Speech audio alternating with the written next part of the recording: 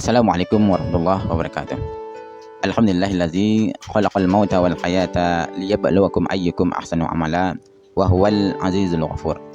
Asyhadu an la ilaha illallah wahdahu la syarikalah. Allahumma shalli ala Muhammad wa ala ali Muhammad.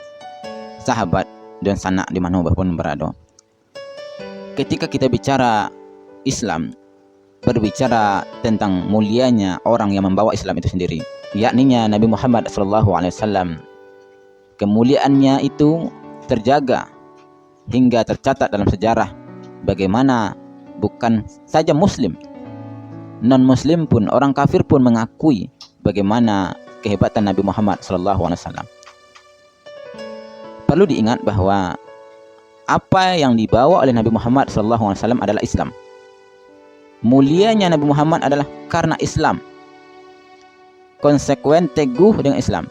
Cuma bedanya dengan kita adalah selain beliau menjadikan Islam sebagai pegangan hidup, beliau dibimbing langsung oleh Allah Subhanahu wa taala. Ketika ada kesalahan, ketika ada yang akan menjadikan beliau tidak kuat, tidak teguh dengan Islam, langsung Allah Subhanahu wa taala mengutus malaikat Jibril untuk mengingatkan. Namun meskipun demikian, tetap beliau adalah manusia biasa, manusia yang kemudian manusianya itu punya rasa-rasa, perasaan yang tidak bisa dihilangkan. Menikah, beliau juga menikah. Makan, beliau juga makan. Pergi ke pasar, beliau juga pergi ke pasar. Artinya apa? Di sini saya ingin menyampaikan bahwa Nabi Muhammad SAW meninggalkan Al-Quran dan Sunnah. Kemungkinan walaupun tidak sampai pada setara sebagaimana Rasulullah SAW, jangankan Nabi Muhammad, para sahabat pun tidak mampu kita setara dengan amal beliau, amal mereka, tapi setidaknya kita punya pegangan hidup yang sama dengan mereka, yaitu Al-Quran dan Sunnah Rasulullah SAW. Tinggal lagi sejauh mana kita sama-sama, termasuk saya sendiri, mengenal, mendalami, memahami, belajar Islam, yang kemudian dari Islam yang kita pelajari itu bisa membawa kebaikan untuk pribadi kita, keluarga kita, masyarakat kita, dan negara kita. Sehingga apa? Satu kesatuan pribadi-pribadi muslim, orang yang hidup dalam keluarga, masyarakat, dan negara, itu membawa kebaikan bagi lingkungan. Bukankah kita ingat dengan sabda Rasulullah SAW, bahasanya orang mukmin itu satu sama lain bagaikan seorang penjual minyak parfum.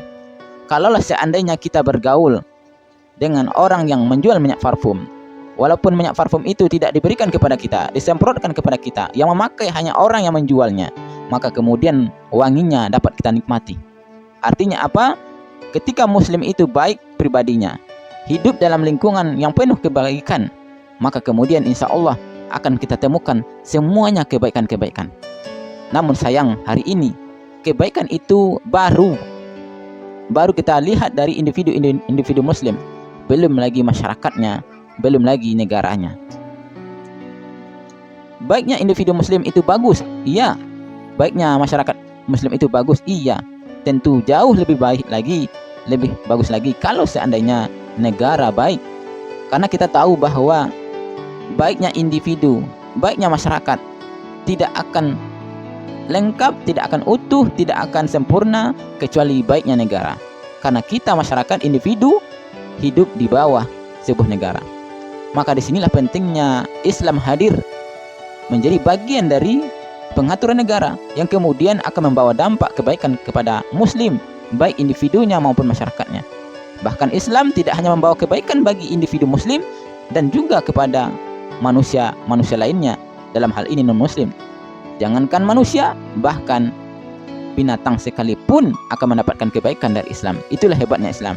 Dari itu, marilah sama-sama kita mendalami Islam, mendakwahkan Islam, kemudian memperjuangkan Islam sehingga mau diterima oleh masyarakat banyak. Kemudian itu akan menjadi kebaikan buat kita selama-lamanya, sekalipun kita telah tiada nanti. Demikianlah yang bisa saya sampaikan. Wassalamualaikum warahmatullahi wabarakatuh.